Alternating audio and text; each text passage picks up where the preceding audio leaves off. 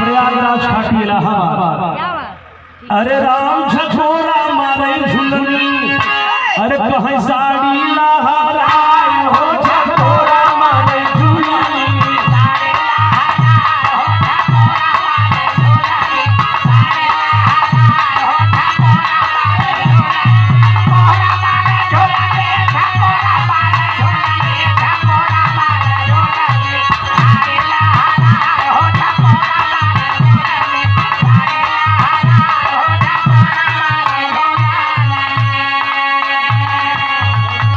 कैसे भैया जब मेहरानों से रहा हो आपके नाम थोड़ा सा हम बुला दिया। नीतू यादव जी, आज पहला आपके दर्शन हम किया है।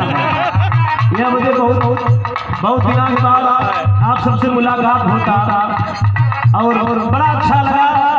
आपके कमर ऐसे चल रही जैसे पुराने प्रेशर के पुल्ली, बहुत में भगवान करे ऐसे ही चलत रहे। अरे पतारी कमारी या के छापाला छापाला,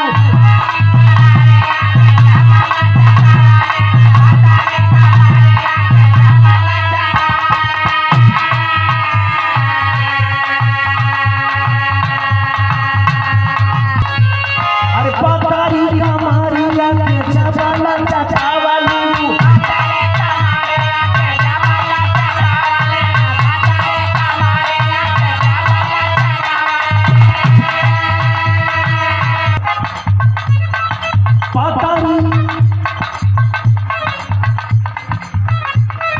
ये देखिए अंशिका के मम्मी हमारी माता जी की तरफ से 100 रुपये का आशीर्वाद, इसका कोई जवाब नहीं है। ये कई करोड़ रुपए बराबर है। माँ का जो आशीर्वाद होता है वो सर्वोपरि होता है, उस आशीर्वाद के बराबर कोई आशीर्वाद नहीं होता।